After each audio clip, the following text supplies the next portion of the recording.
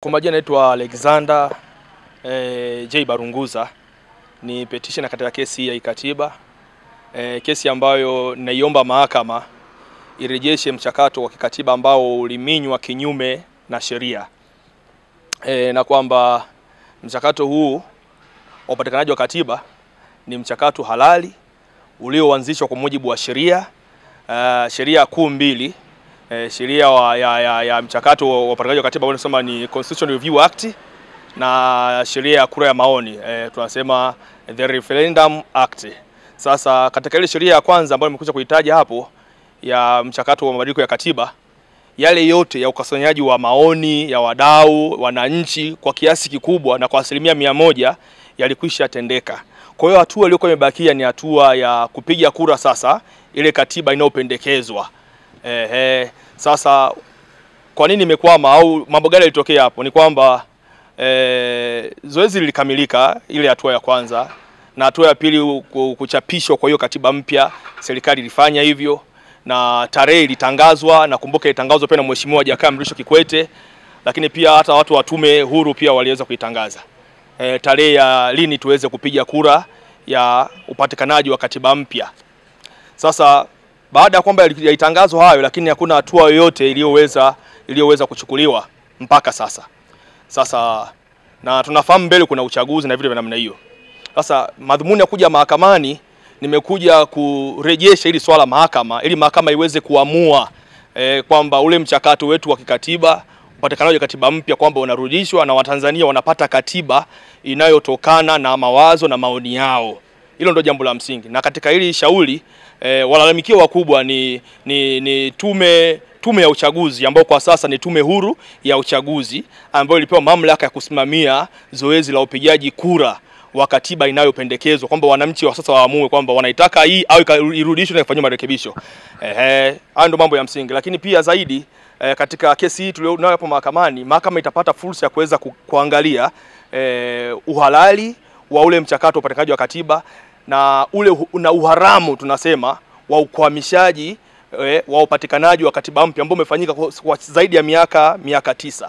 Imefanyika kwa zaidi ya miaka 9. Pamoja na hayo, mahakama pia itapata fursa ya kuweza kujadili uhalali wa hii katiba tulionao ya mwaka 1977, na kwamba nimejenga hoja mahakamani katika nyaraka zangu kwamba hii katiba haitokani na wananchi, ni ya watu wachache walioitengeneza kipindi hicho.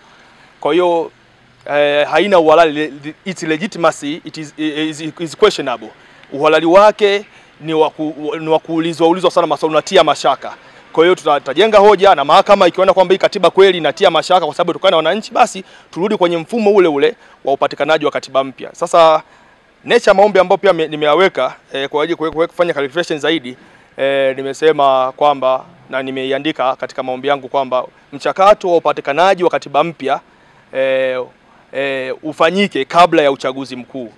Kwa maana nyingine kwamba tusiingie kwenye uchaguzi kabla hatujapata katiba mpya, kwa sababu tukiingia kwenye uchaguzi bila kuwa na katiba mpya, nataka niwahakikishie kwamba kiongozi yote atakayeingia hatohitaji mabadiliko ya katiba mpya, kwa sababu katiba mpya itakuwa na mawazo mengi ya wananchi, lakini pia itaondoa kinga kwa viongozi wenye walioshika nafasi kama za rais, mawaziri. Kiongozi yote atapopata zile tuma kama za ufisadi, basi anashughulikiwa kwa mujibu wa sheria. Lakini leo hii tunaona kwamba kuna ripoti ya CJ inazungumza kwamba wako viongozi wachache wamejinufaisha, wamepiga hela za ufisadi na kadhalika, lakini hakuna hatua yote inayochukuliwa. Kwa hiyo ninadhani na ninaamini kwamba ili jambo mahakama likiamua kwa wakati, tutakuwa kwanza ni watu wastaarabu sana kupata katiba bila kumwaga damu na kadhalika.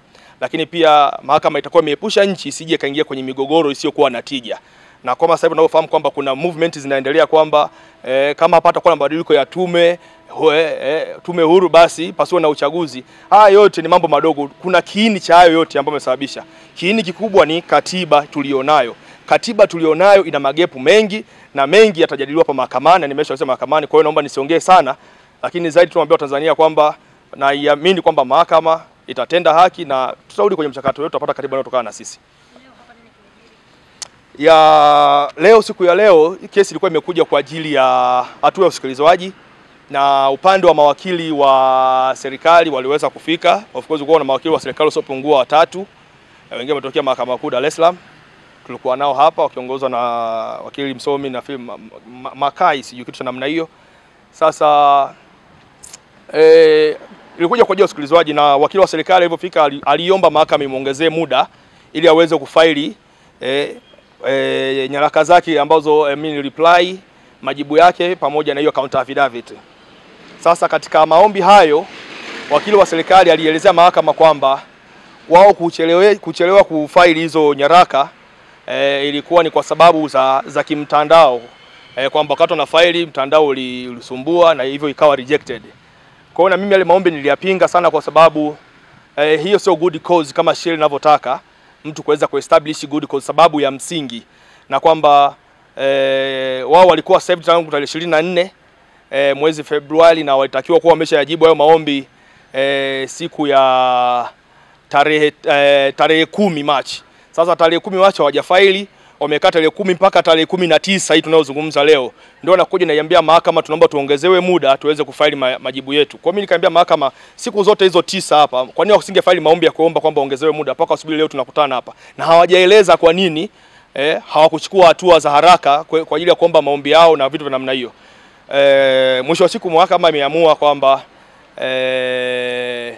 imeona ni vyema wapewe muda wa kuweza kujibu na kufaili hizo nyaraka ambazo wanatakiwa zifaili siku ya tarehe 21 Machi, na mahakama imesema ni kwa sababu ya public interest, kwamba hili swali lina maslahi mapana sana kwa Watanzania na madhara yake ni makubwa sana kwa Watanzania. Kwa hiyo ameona kwamba hii kesi sije hao watu wapewe fursa ya kuweza kujibu maombi hayo kwa sababu ya interest iliyo katika shauri hili, ili kwamba pande zote zipate fursa ya kuweza kujibu na kuweza kusikilizwa na mahakama. Kwa hiyo wamepewa fursa hiyo. Kwa hiyo sasa tarehe iliyopangwa sasa kwa ajili ya usikilizwaji ni tarehe 10 Aprili mwaka huu kwa ajili ya hatua inayofuata ya usikilizwaji. Na baada ya hapo sasa mahakama itapokuwa imeona kwamba inafaa, basi ili shauri tapangiwa kwa majaji watatu, panel of 3 judges.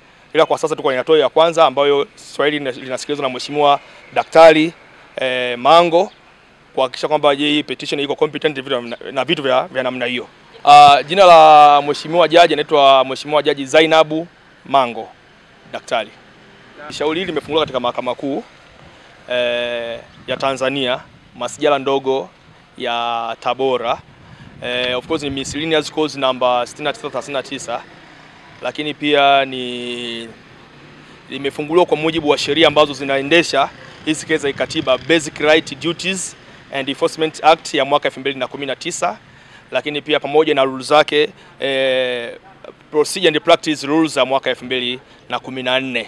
Kwa hiyo tunategemea kwamba majaji katika shauri hili wataongozwa zaidi na hizo sheria kuu mbili ambazo nimezitaja.